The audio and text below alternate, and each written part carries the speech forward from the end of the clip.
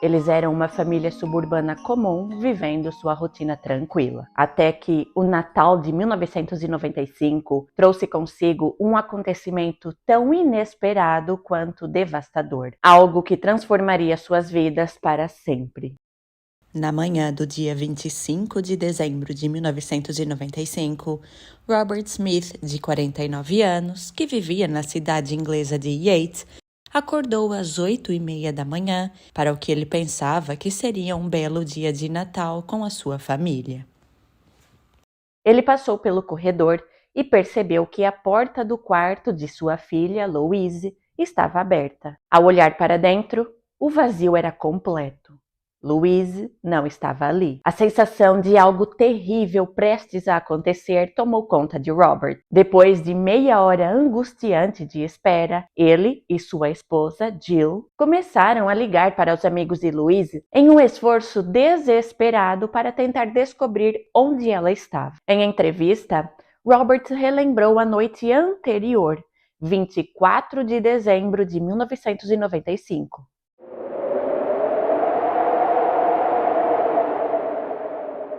Aquela foi uma véspera de Natal gélida e amarga. Ele havia deixado Louise, então com 18 anos, na casa de uma amiga, onde ela se reuniria com outros jovens para ir a um clube local chamado Spirals. O clube ficava a uma curta distância da casa de Louise, cerca de 1 quilômetro, e aquela parecia ser uma noite como qualquer outra.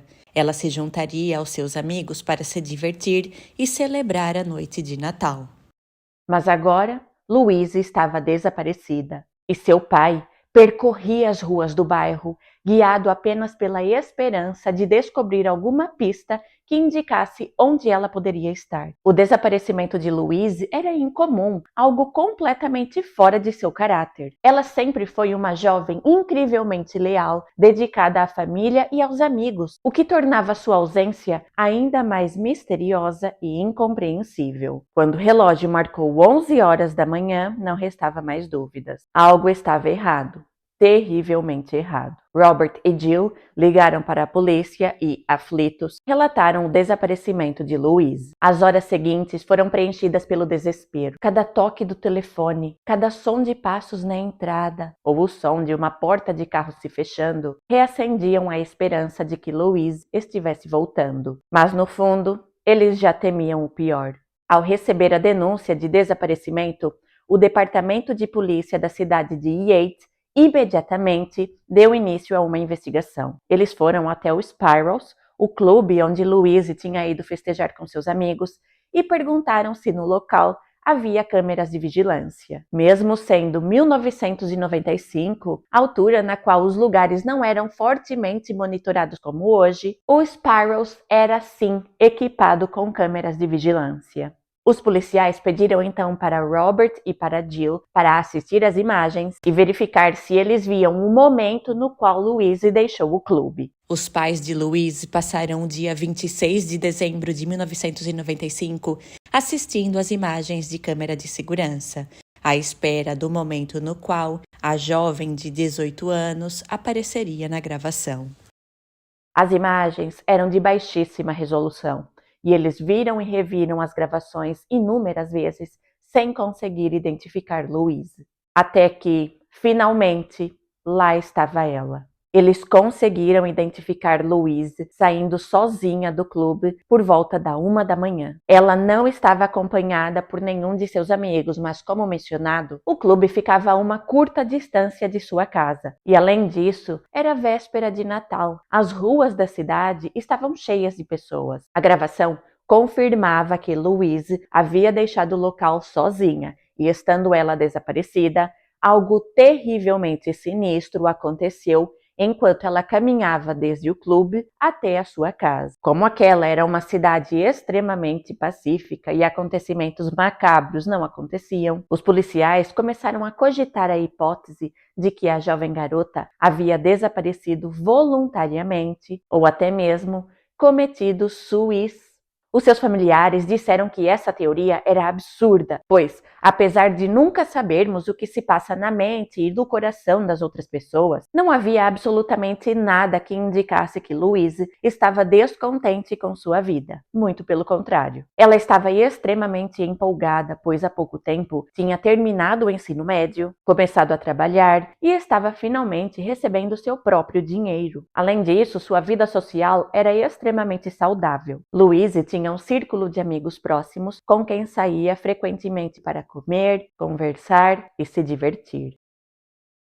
2 dias depois, Robert encontrou-se com Richard, o seu outro filho e irmão de Louise, que na altura estava com 20 anos de idade. Os dois homens deram uma coletiva de imprensa comovente, pedindo que, por favor, testemunhas se apresentassem e dessem à polícia qualquer informação que os pudesse levar até Louise. Durante a coletiva de imprensa, Robert disse: "A Louise nunca ficou fora de casa, o que torna tudo ainda mais preocupante. Não havia nenhuma razão para ela desaparecer. Todos nós a amamos. Nós sentimos muito a sua falta. E, mais importante, nós queremos muito que ela volte." A sua mãe, Jill, estava em um estado de choque tão profundo que mal conseguia permanecer em pé. Jill não conseguia funcionar normalmente, enquanto Robert, por outro lado, parecia ter entrado em modo automático. Como pai e marido, ele manteve uma fachada forte e corajosa para dar apoio à sua esposa Jill e também ao seu filho Richard. Mas todos estavam à beira do colapso. A família e os amigos se uniram de forma impressionante, indo diariamente à casa dos Smith, muitas vezes para preparar refeições, pois a família estava mesmo em estado de choque ao ponto de nem se lembrar de comer. Eles deixavam a televisão ligada o tempo todo, apenas para tentar recuperar alguma sensação de normalidade. Cartazes de pessoa desaparecida foram espalhados por toda a cidade de Yates, estampando a foto de Louise. Mas os dias se transformaram em semanas e não houve nenhuma notícia que indicasse onde ela poderia estar. Em meados de janeiro de 1996, a polícia organizou uma grande operação de busca na região. Quando 10.000 voluntários apareceram para oferecer sua ajuda, a família Smith foi invadida por um sentimento de profunda gratidão e incredulidade diante da generosidade humana. Em meio ao caos e à dor indescritíveis, aquele gesto coletivo de apoio trouxe uma centelha de esperança, uma lembrança de que, mesmo na adversidade, a bondade das pessoas pode brilhar. Eles se uniram em um esforço desesperado para encontrar Louise, e por um momento, a comunidade se tornou um pilar de força para a família Smith, que estava em um terrível momento de fragilidade. O desespero apenas crescia. A angústia já sufocava a família. Tão abalados que pareciam uma velha fotografia em um porta-retrato, desaparecendo a cada dia que passava. Até que, 8 semanas após o desaparecimento, uma reviravolta sombria aconteceu. 2 garotos de apenas 13 anos estavam brincando em uma área arborizada da cidade, quando de repente, um deles avistou algo que captou a sua atenção. Ao aproximar-se, o estado de choque invadiu seu corpo no momento em que ele conseguiu discernir o que estava ali diante de seus olhos. Assustado, ele chamou o seu amigo, que confirmou a sua constatação. Eles estavam diante de um corpo. As autoridades locais foram chamadas e verificaram que a mulher sem vida estava escondida em uma encosta que ficava no caminho entre a casa da família Smith e uma pedreira abandonada. O local era de difícil acesso, envolto por densos arbustos e terrenos escorregadios. Já estando em avançado estado de decomposição, o corpo foi encontrado de forma tão súbita quanto desoladora. A uma distância de apenas 1 quilômetro de casa, o destino de Louise finalmente parecia estar se revelando, mas de uma maneira que ninguém poderia imaginar. Quando as impressões digitais confirmaram que o corpo encontrado era de fato o de Louise Smith, sua mãe, Jill, desabou completamente. O peso da perda foi avassalador, como se o chão tivesse sido arrancado debaixo de seus pés. Aquele momento fatídico, com a confirmação de que Louise não voltaria, foi um ponto de ruptura, uma marca de tristeza e desespero que jamais seria apagada. O corpo de Louise foi submetido a uma análise pós-mortem e, apesar do estado em que se encontrava, foi possível constatar que ela havia sido e estrangulada. A polícia levou os Smith até a pedreira, um lugar horrível e de difícil acesso, com bosques densos, inclinações escorregadias e arbustos espessos. Tudo parecia tão surreal. Lá na pedreira havia flores que foram colocadas em sua homenagem, mas ela não pôde ser enterrada até o final de março, pois agora o caso estava a ser tratado como uma investigação de homicídio. O luto era tão intenso que nem Jill nem Robert conseguiram voltar ao trabalho. Do corpo de Louise foi possível recuperar amostras de sêmen e tais amostras foram enviadas ao laboratório de genética forense. Fatores como a radiação solar e alta temperatura atuam degradando o DNA. Entretanto, graças ao inverno rigoroso, mesmo após semanas terem se passado, foi possível extrair DNA da amostra. O DNA, vital para o desenrolar da investigação, havia sido preservado graças à baixa temperatura. E a partir do DNA extraído do sêmen, foi possível obter um perfil genético. Os investigadores agora tinham em mãos um perfil genético masculino que era proveniente do agressor de Louise. Entretanto, um perfil genético por si só não traz consigo a identidade do indivíduo. Uma identificação biológica é um ato de natureza comparativa e, assim sendo, era necessário fazer uma comparação entre o perfil genético obtido através do sêmen e o perfil genético obtido através de uma amostra de referência fornecida por um doador de identidade conhecida. Agora, o trabalho da polícia era continuar a investigação na tentativa de encontrar algum suspeito. O assassino de Louise estava à solta e o pai da jovem confirmou que em certos momentos ele se sentia paranoico ao estar em público. Quando estava perto de outras pessoas, Robert se perguntava: será que o assassino da minha filha está aqui, entre essas pessoas, escondido na multidão? Ele se tornou excessivamente desconfiado, chegando a sugerir nomes de possíveis culpados à polícia. Como mencionado, agora os policiais tinham em mãos o perfil genético do algoz de Louise, e agora eles precisavam de suspeitos para fazer uma comparação. Nesse sentido, não foram poupados esforços e deu-se início a uma análise de DNA massiva. Sem testemunhas, a única evidência que os investigadores tinham em mãos era o perfil genético obtido através da amostra de sêmen encontrada no corpo de Louise. Confiantes e com poucas evidências concretas além do perfil genético, a investigação rapidamente tomou um rumo impressionante. Os detetives decidiram concentrar-se na informação obtida através do DNA e tomaram uma atitude que não media esforços. Eles decidiram solicitar a realização de testes de DNA em uma ampla gama de homens dali da região. A lista incluía não apenas vizinhos, homens que moravam na rua de Louise, mas também criminosos conhecidos e indivíduos com um histórico de agressão sexual.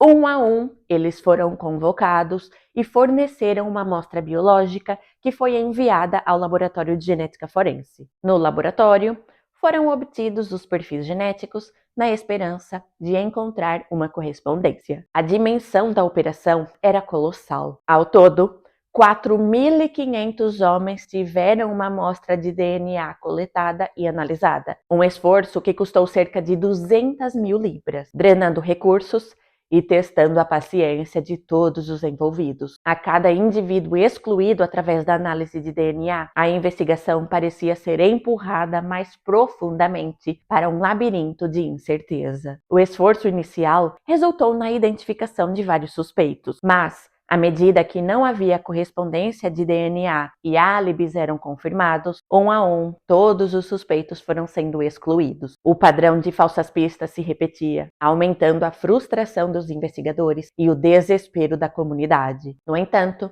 Após 14 meses de análises incessantes, uma pista finalmente emergiu, mudando o curso do caso. E essa pista estava relacionada à coleta de amostras para os testes de DNA.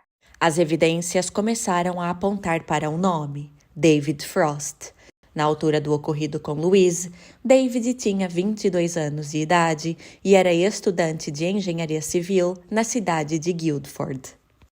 David Frost, um jovem de 22 anos que estudava engenharia civil em Guildford, parecia apenas mais um nome em uma lista de homens convocados para realizar o teste de DNA no caso Louise Smith. Na época do ocorrido com Louise, ele estava de volta à cidade de Yates para passar o Natal com seus pais. Uma visita que, à primeira vista, não levantava nenhuma suspeita. Quando foi abordado pela polícia como parte do esforço massivo para encontrar o responsável pelo crime, ele, inicialmente, demonstrou cooperação, concordando prontamente em fornecer uma amostra de DNA. No entanto, o que parecia ser um procedimento simples, logo começou a se transformar em algo intrigante. No dia marcado para o teste, David simplesmente não apareceu. Questionado, David forneceu uma justificativa superficial, afirmando que questões de última hora o impediram de comparecer. Os policiais, que enfrentavam resistência de algumas pessoas durante a investigação, não acharam estranho a não comparência de David e marcaram uma segunda data para que ele fornecesse uma amostra de seu DNA. David, novamente, mostrou-se cordial e garantiu que estaria presente. Contudo, mais uma vez, ele não cumpriu com a sua palavra. Quando ele faltou pela segunda vez, os policiais foram questionar os seus pais acerca de seu paradeiro. Os pais de David afirmaram que a coleta não poderia ser realizada, pois o estudante havia viajado para a África do Sul para realizar um estágio. Esse súbito desaparecimento acendeu um alerta. Enquanto outros homens na lista de teste eram facilmente excluídos, o que era feito após análise de DNA ou álibis confirmados, a ida de David para outro país parecia ser mais que apenas uma simples coincidência. A polícia, percebendo a necessidade urgente de entender melhor o histórico e os movimentos de David, redirecionou todos os esforços para investigá-lo. Quem era David Frost? Por quê? Enquanto milhares de outros homens haviam aceitado colaborar com a investigação, David estava evitando o teste de DNA? O que ele estava tentando esconder? A equipe de investigação começou a rastrear cada detalhe de sua vida, desde a sua infância até a sua vida universitária, na tentativa de ligar os pontos e perceber se ele tinha alguma ligação direta com Louise.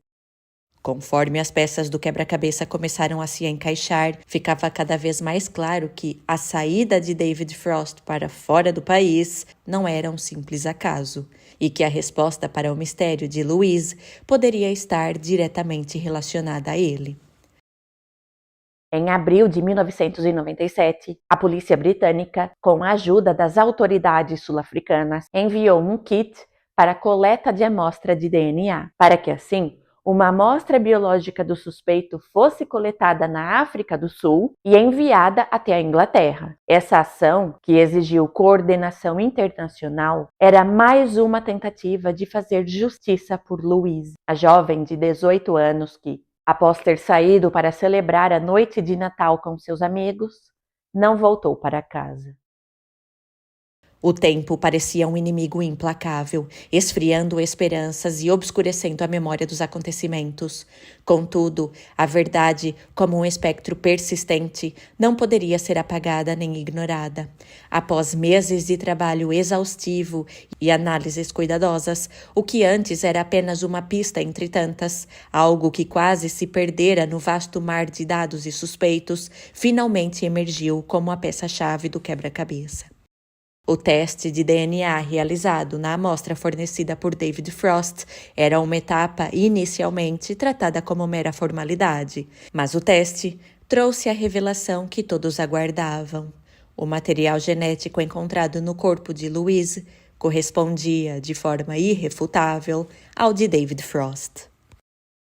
Essa descoberta não foi apenas um ponto de virada, foi um momento que congelou o ar na sala, onde os investigadores aguardavam os resultados. Após 14 meses de buscas incessantes, a ciência havia dado a sua resposta, e ela era tão clara quanto devastadora. A correspondência genética não deixava espaço para dúvidas. David Frost, até então apenas um jovem universitário, aparentemente sem ligação direta com o ocorrido, agora estava diretamente conectado ao que tinha acontecido com Louise na noite de Natal de 1995. O que antes era um enigma perturbador começava a se transformar em uma narrativa que iria expor segredos ainda mais sombrios. Quando a notícia chegou à família Smith, um turbilhão de emoções tomou conta de todos. Eles estavam eufóricos, mas ao mesmo tempo sentiam um peso profundo, sabendo que ainda restava muito a ser esclarecido. A evidência de DNA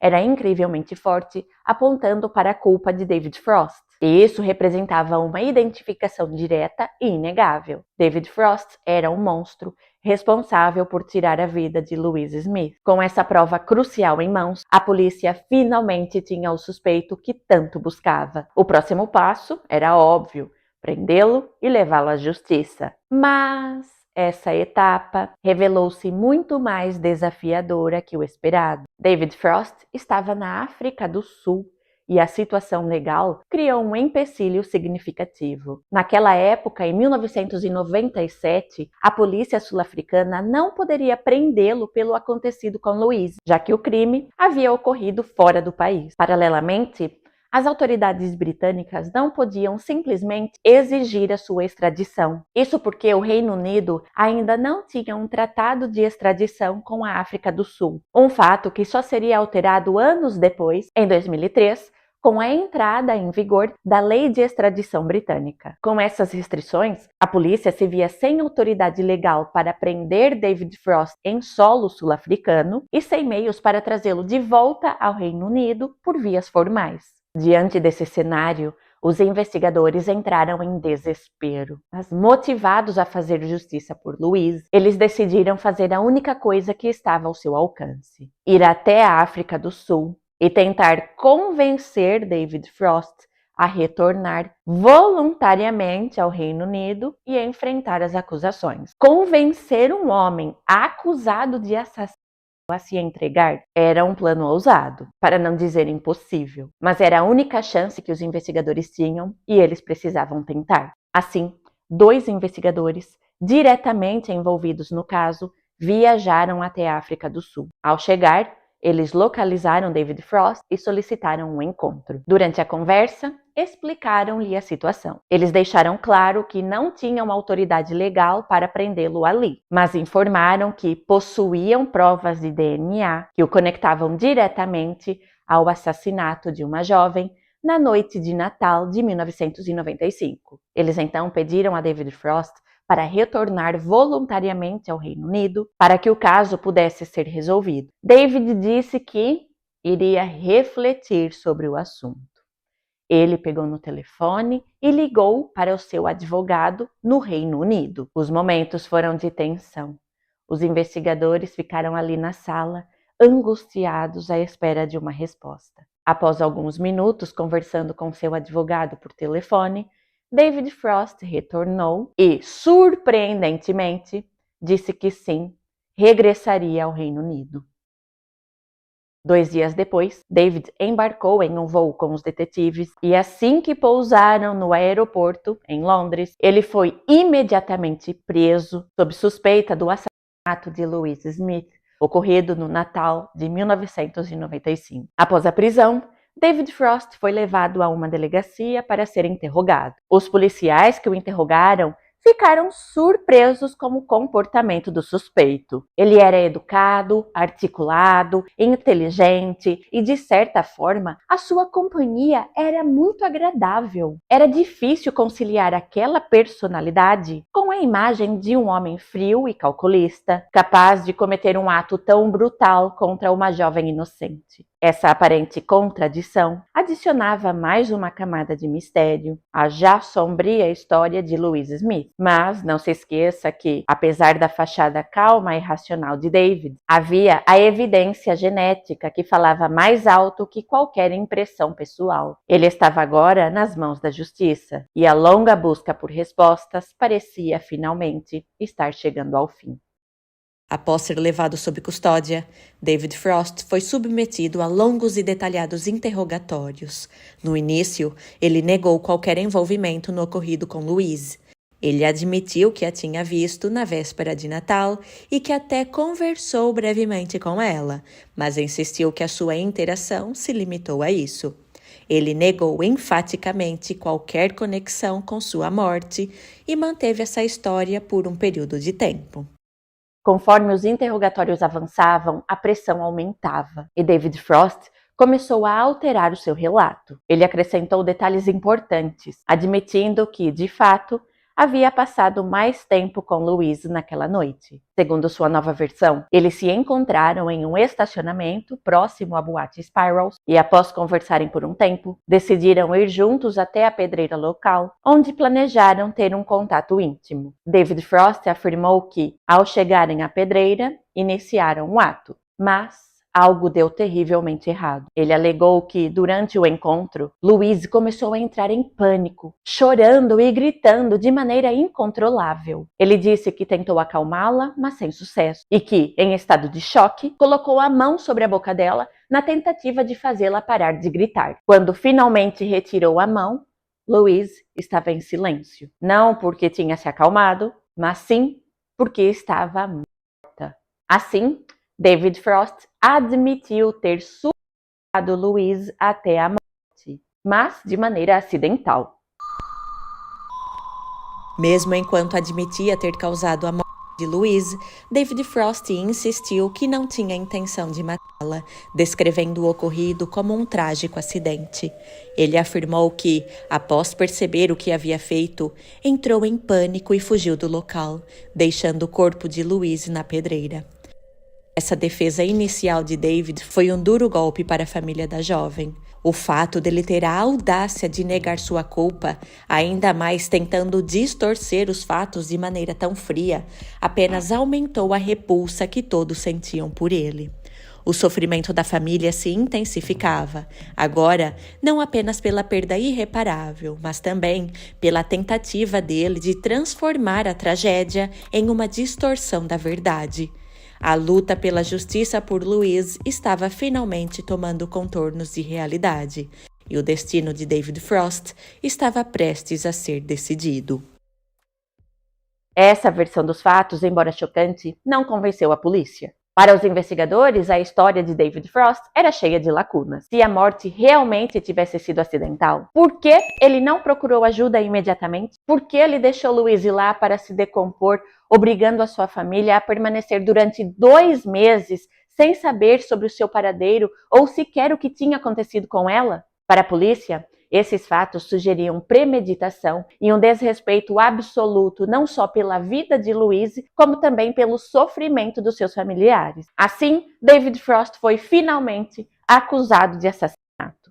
O caso seguiu para julgamento e, durante a audiência preliminar, David manteve a sua versão dos fatos, alegando inocência. O julgamento foi marcado para fevereiro de 1998, mais de 2 anos depois do ocorrido. No entanto, na véspera do julgamento, houve uma reviravolta inesperada. David Frost decidiu mudar sua posição de inocência, optando por declarar-se culpado. A razão por trás dessa mudança repentina nunca foi confirmada, mas acredita-se que ele percebeu que, com a força das evidências contra ele, o júri dificilmente acreditaria na sua versão dos fatos e que tudo não passou de um acidente. Ao admitir sua culpa, ele ansiava por uma sentença mais leve.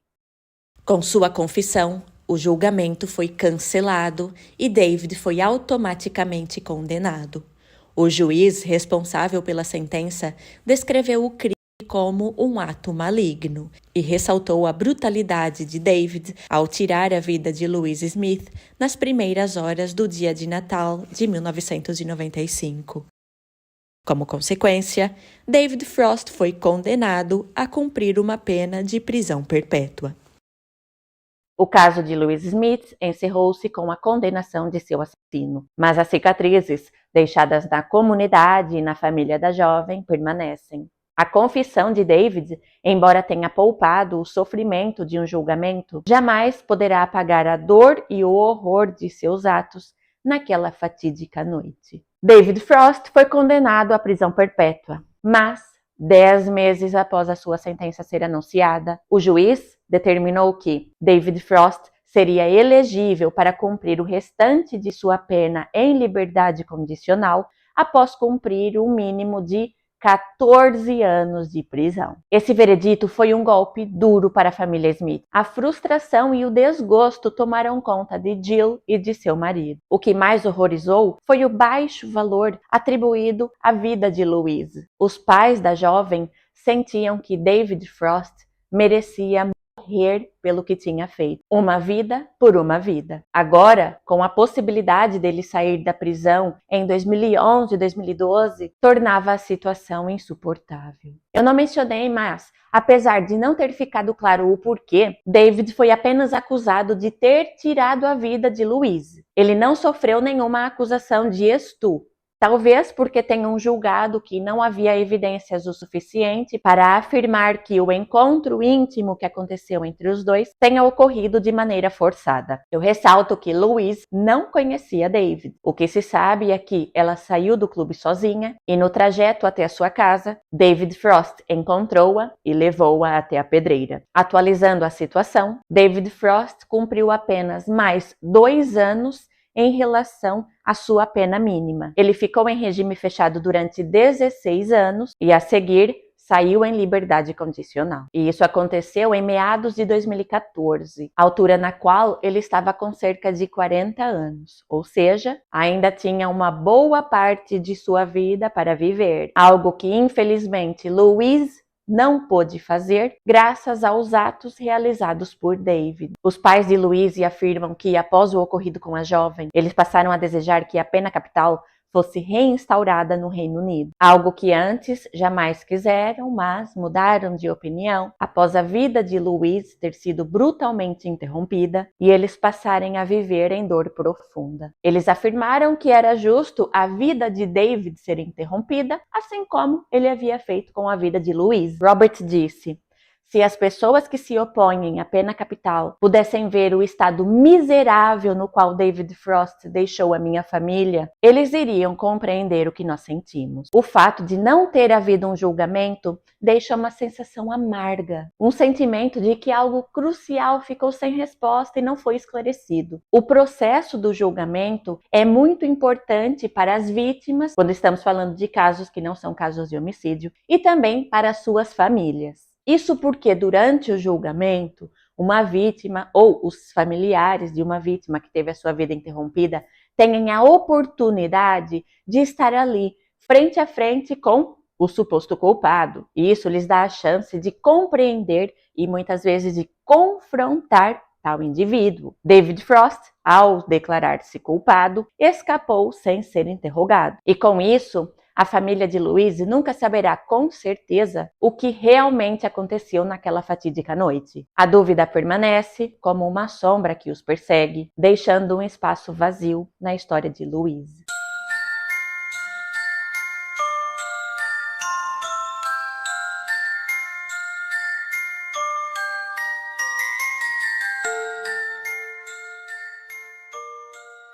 Eu quero saber a sua opinião. O que você acha acerca da pena capital?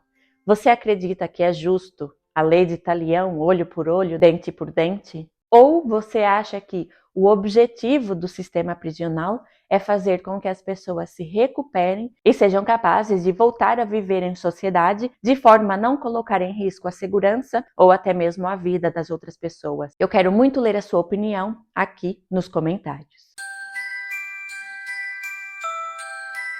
Uma bailarina desaparece e a polícia suspeita que ela tenha sido vítima de um crime. Durante 8 anos, o mistério permaneceu sem solução, até que um par de sapatos e um telefonema deram nova vida a um caso arquivado, que acabou sendo solucionado com o auxílio da genética forense.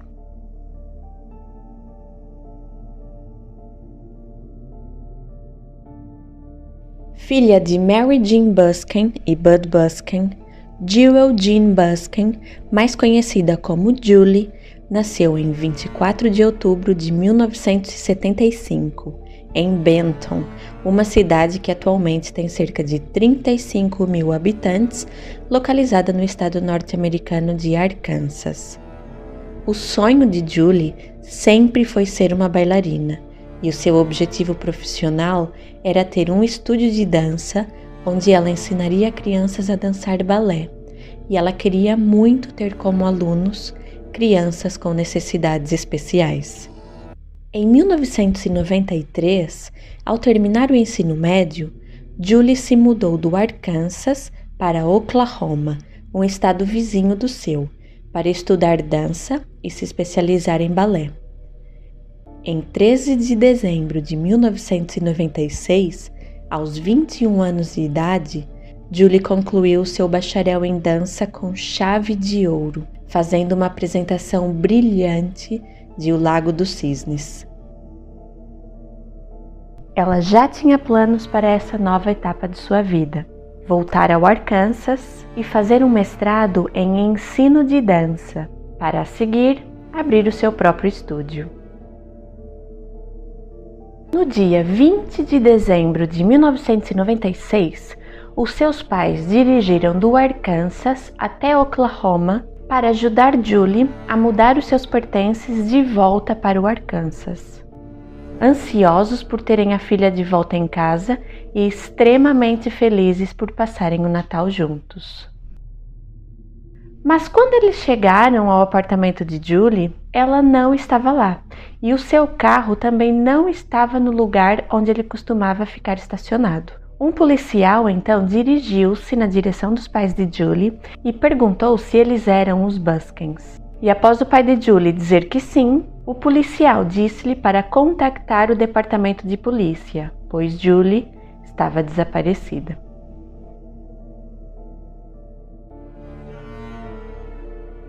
A polícia sabia que naquele dia, às 4 da manhã, Julie havia saído de casa em seu carro. Isso porque ela ia levar uma amiga até o aeroporto. E ela levou essa amiga, se despediu e disse-lhe que ia regressar ao seu apartamento. E essa foi a última vez que Julie foi vista por um dos seus amigos ou familiares. Por volta das 5:30 da manhã, um morador do prédio de Julie chamou a polícia.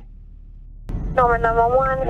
Yes, we were just sleeping and my wife heard a really strange, like a really awful scream from our parking lot of our apartment complex. Do you see anything outside? No, I'm kind of afraid to go outside actually. Um dos vizinhos ouviu uma voz masculina dizendo: "Cale a boca e entre no carro". Outro ouviu um veículo saindo do local a grande velocidade e vários vizinhos ouviram o grito de uma mulher. 12 horas depois, o corpo de Julie Busken foi encontrado na margem de um lago, a cerca de 24 quilômetros de seu apartamento. Suas mãos estavam amarradas atrás das costas com uma espécie de cadarço, e ela foi atingida na região occipital, na parte de trás de sua cabeça, por um disparo de arma de fogo, e havia sinais de agressão sexual, pois as evidências indicavam que as suas calças haviam sido abaixadas, antes dela voltar a ser vestida.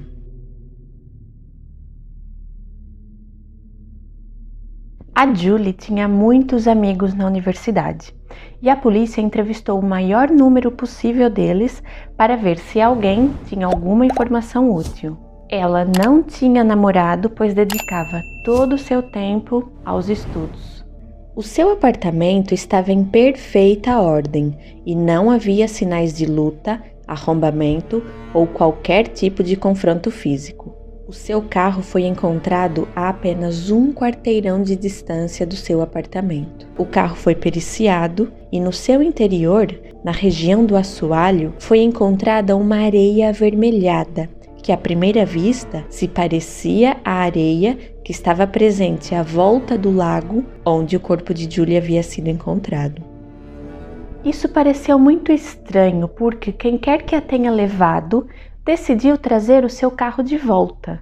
E normalmente quem comete um ato como esse quer se livrar das evidências o mais rápido possível e não quer ser visto voltando ao local onde ele acabou de realizar o sequestro. Não havia sangue dentro do carro e nenhum sinal óbvio de luta. Os investigadores não encontraram fios de cabelo, além dos de Julie, fibras ou impressões digitais. Mas eles se deram conta de que alguns dos pertences de Julie haviam desaparecido. Ela tinha um anel de opala, o qual a sua amiga disse que ela estava usando naquela manhã quando foi ao aeroporto, e esse anel havia desaparecido, assim como o celular de Julie.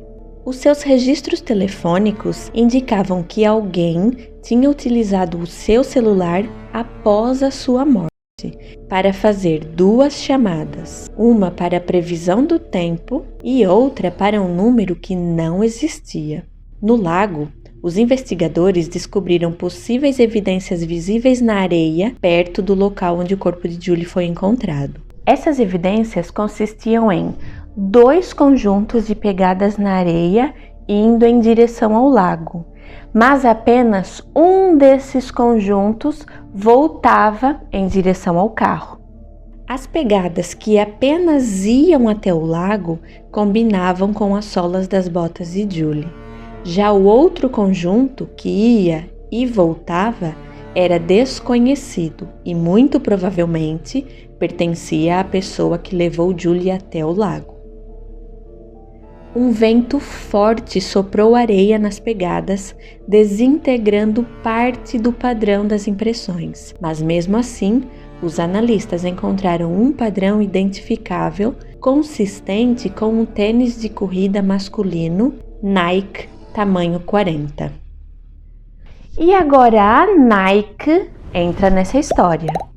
Uma fotografia do padrão de impressão foi enviada à Nike e os funcionários da empresa conseguiram identificar o sapato específico que eles acreditavam ter causado aquela impressão na areia. Era um tênis de corrida Nike Air 2. A cerca de 6 metros do corpo, os investigadores encontraram um colã rosa amassado, com as iniciais JB na etiqueta, o que identificava que o colã era de Julie Bruskin. Nele foi encontrado fluido seminal e nós já vamos voltar ao colã. O corpo de Julie foi submetido a uma autópsia, a qual revelou que Julie havia sido atingida por um único projétil vindo de uma arma calibre 22. Os especialistas em balística conseguiram determinar que esse projétil havia sido disparado por uma arma com características peculiares. O projétil possuía 16 arestas e ranhuras com uma torção para a direita, o que é incomum e permitiu assim a redução do número de marcas de armas que poderiam ter disparado aquele projétil. E pesquisas posteriores mostraram que havia apenas 6 empresas que fabricavam armas de calibre 22 com essa combinação de arestas e ranhuras. Apesar dessas evidências e de uma recompensa de $70 mil, não houve avanços significativos na investigação.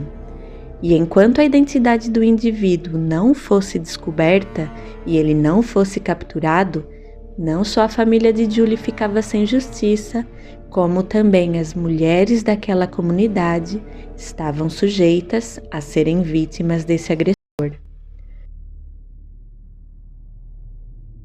Um mês depois, ao ver a foto do carro de Julie Bruskin no noticiário, um homem ligou para a polícia e disse que poderia ter visto o assassino de Julie. Ele relatou que na manhã do dia 20 de dezembro, ele estava conduzindo até que um carro com as características do carro de Julie cortou a sua frente. quase houve uma colisão, razão pela qual ele se lembra de tal carro. E tudo isso aconteceu muito próximo ao lago onde o corpo de Julie havia sido encontrado. Essa testemunha compareceu à delegacia para ser entrevistada e lhe pediram para descrever as características físicas do homem que estava conduzindo o carro de Julie naquela manhã. A testemunha disse que não conseguiu ver o rosto do condutor detalhadamente. A seguir, a ele foram então apresentados diversos padrões faciais para que ele pudesse selecionar os que mais se assemelhavam às características do condutor. Aos poucos, surgiu o retrato de um jovem, possivelmente hispânico, com longos cabelos negros e de porte musculoso. Esse retrato foi amplamente divulgado pela mídia de Oklahoma. Os investigadores estavam com muitas esperanças de que esse retrato falado fosse capaz de fazer com que a investigação avançasse. Entretanto, não surgiu nenhuma pista ou testemunha e a investigação acabou esfriando.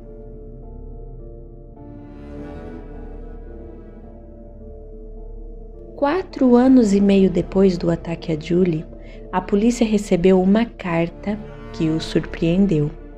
A carta vinha de uma presidiária que estava reclusa em uma penitenciária de Oklahoma. Na carta, ela afirmava que um conhecido seu tinha tirado a vida de Julie. Ele era um rapaz que agora estava com 23 anos, chamado Dennis Sturmer. Dennis era um trabalhador de construção civil, não tinha antecedentes criminais e em 1996 ele tinha apenas 18 anos. Mas houve duas razões que fizeram com que a polícia quisesse falar com ele. Em 1996, ele morava a apenas 4 quarteirões do apartamento de Julie e ele apresentava certa semelhança com o retrato falado divulgado. Dennis foi localizado e não colaborou com os investigadores, se recusou a responder às perguntas que lhe eram feitas e se negou a fornecer uma amostra de DNA. Mas posteriormente, devido a um mandado judicial, ele foi obrigado a fornecer uma amostra biológica. Após quase 5 anos, o caso parecia finalmente caminhar para sua resolução. No colã e também na roupa interior que Julie estava vestindo naquela manhã, foi encontrado fluido seminal. A partir desse fluido seminal, foi possível extrair DNA e obter um perfil genético, o qual foi comparado ao perfil genético obtido através da amostra biológica fornecida por Dennis. Não houve compatibilidade entre os perfis genéticos.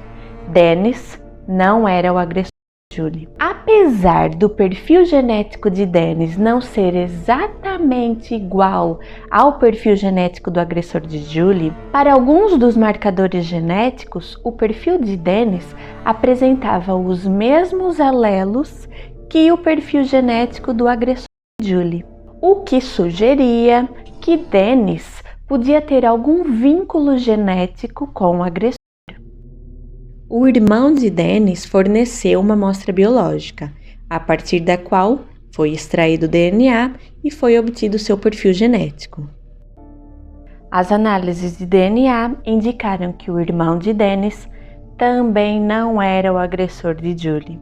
A genealogia genética forense permite a investigação de graus de parentesco que são distantes através da identificação de correspondências parciais entre dois perfis genéticos. E essa ferramenta forense tem se mostrado muito eficaz na identificação de criminosos, auxiliando na resolução de diversos casos. Como, por exemplo, o caso Helene Prusinski, que foi solucionado quase 40 anos depois, e também o caso da professora Christy Mirak, solucionado 26 anos depois. Eu vou deixar o link desses 2 vídeos aqui na descrição. Todavia, a genealogia genética forense surgiu em 2018, Portanto, nesse caso, com a exclusão do irmão de Dennis, os investigadores não tinham mais nenhum suspeito ou pessoa de interesse, e o caso foi esfriando. Até que os investigadores, que já tinham o perfil genético do agressor de Julie, mas não tinham nenhum suspeito em potencial, resolveram usar todos os seus esforços. Eles pediram que todos os homens da Universidade de Oklahoma que conheciam Julie e todos os homens de sua vizinhança com antecedentes criminais que fornecessem voluntariamente uma amostra biológica para que assim fosse possível comparar os perfis genéticos desses homens com o perfil genético do agressor de Julie. Todos os homens solicitados aceitaram fornecer uma amostra biológica para os investigadores. Mais de 200 análises de DNA foram feitas. Entretanto, não houve correspondência com o perfil genético do agressor de Julie. 6 anos após terem tirado a vida de Julie, um homem chamado Anthony Sanches foi preso pelo estupro de sua ex-namorada.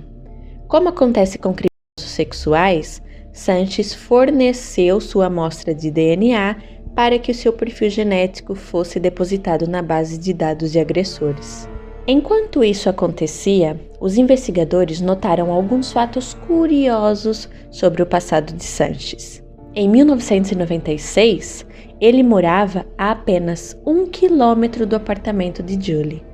Quando a polícia rastreou suas ex-companheiras, uma antiga namorada mostrou à polícia o seu diário do ano em que Julie foi atacada. No diário havia um registro de outubro de 1996, onde ela escreveu que Anthony havia lhe comprado um presente. Esse presente era um par de tênis da Nike. Mas o mais importante é que ele havia também comprado um par do mesmo estilo de tênis para ele, só que masculino. E Anthony Sanches calçava 40. Esse fato indicava que Sanches possuía um par de tênis da mesma marca e do mesmo tamanho das impressões encontradas no solo ao lado do corpo de Julie. Mas não para por aí. Havia mais uma pista. Uma pessoa, presumivelmente o agressor de Julie, usou o seu celular após ter tirado a sua vida. Mas agora vem um fato curioso. O número discado, aquele que não correspondia ao telefone de ninguém, era um dígito diferente do número de telefone da garota que Sanches estava namorando na época. Esse fato era uma prova circunstancial de que Anthony Sanches tentou ligar de memória para o número da garota, mas errou um dígito. A namorada de Anthony Sanches disse à polícia que ele tinha um hábito incomum. Ela disse que ele e o pai gostavam de atirar. Eu não vou dizer que atirar com uma arma de fogo em um alvo não seja uma atividade interessante, mas Anthony e seu pai usavam a .22 para atirar contra as paredes da própria casa. A Julie havia sido atingida por um projétil vindo de uma arma calibre 22. Assim, os investigadores conseguiram um mandado para analisar a casa de Anthony. Foram usadas máquinas portáteis de raio-x para verificar as paredes do duplex onde ele morava com a sua namorada. Nada foi encontrado com os aparelhos de raio-x, mas os policiais tinham um mandado que lhes permitia investigar as paredes. Não lhes era exigido que no fim da análise as paredes permanecessem intactas. E o objetivo era encontrar um projétil que tivesse sido disparado pela .22 de Anthony para assim comparar as suas arestas e ranhuras às características do projétil que foi recolhido durante a autópsia de Julie. Mas mesmo partindo algumas das paredes, nada foi encontrado. Após a busca, os policiais se retiraram, visto que o mandado também não lhes obrigava a limpar aquela bagunça toda. A casa onde Anthony vivia era alugada e coube ao dono da casa limpar aquela bagunça toda. O proprietário começou então a limpar a casa e para isso ele usou um aspirador de pó. Mas a bagunça era tamanha que ele mal começou a limpeza e já teve que esvaziar o saco do aspirador. E enquanto ele estava esvaziando o saco do aspirador, ele encontrou um projétil calibre 22. Um teste de balística mostrou que as características desse projétil eram consistentes com o projétil recuperado durante a autópsia de Julie. E quando as análises de DNA finalmente foram finalizadas, os resultados suportavam as outras evidências. O perfil genético de Anthony Sanches correspondia ao perfil encontrado nas roupas de Julie. Quando seu perfil genético combinou com o perfil da cena do crime, Anthony Sanches foi preso e acusado do assassinato de Julie Busken.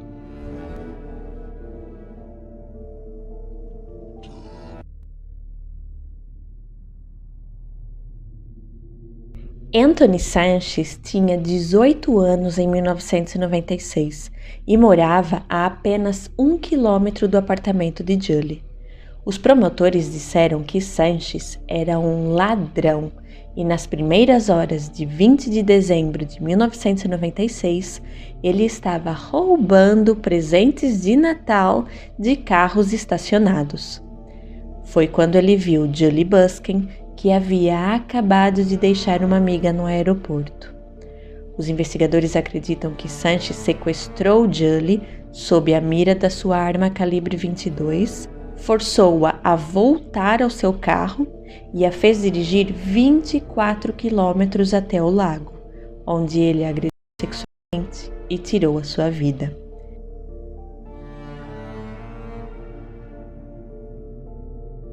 Anthony Sanches deixou o seu DNA nas roupas de Julie e suas pegadas de um Nike tamanho 40 na areia. Quando regressou ao carro de Julie, depositou areia em seu assoalho. Ao deixar a área, ele cortou a frente do outro motorista, que deu uma boa olhada em seu rosto e conseguiu descrevê-lo à polícia. Sanches usou o celular de Julie para ligar para sua namorada. Como o número não estava salvo na memória do telefone de Julie, Anthony resolveu usar o número que estava salvo em sua memória e falhou por um. Se ele tivesse discado o número correto, muito provavelmente a polícia teria chegado até ele em poucos dias. No entanto, as evidências científicas acabaram levando à sua captura. Os investigadores afirmam que a evidência mais forte que eles tinham contra Anthony era o seu DNA encontrado nas roupas de Julie. Anthony Sanches foi acusado e julgado pelo assassinato de Julie Busken. Ele foi considerado culpado e foi condenado à pena capital. Eu quero ressaltar que muitas vezes os familiares do criminoso também acabam sendo vítimas, pois eles têm que lidar com as consequências dos atos malévolos de um ente querido. Durante a minha pesquisa, eu descobri que o irmão de Anthony acredita em sua inocência e ele tem uma página onde ele divulga que seu irmão é inocente. Nos posts que ele faz na página, ele recebe comentários acerca dos atos pelos quais o seu irmão foi condenado. A mensagem que eu quero deixar é que é função do sistema judiciário julgar e determinar a pena. Não cabe a nós perpetuar essa execução de justiça e, além de ser errado, é um ato de crueldade. Muitas vezes, diante de casos como esse de violência sem sentido, a única esperança para os amigos e para a família da vítima é a justiça. E cada vez mais a ciência ajuda a fornecê-la. Em casos como este, onde não há absolutamente nenhuma testemunha que tenha presenciado o cometimento do ato de violência, apenas o perpetrador e a sua vítima, que já está sem vida, as análises forenses dão voz às vítimas e auxiliam na identificação do seu agressor.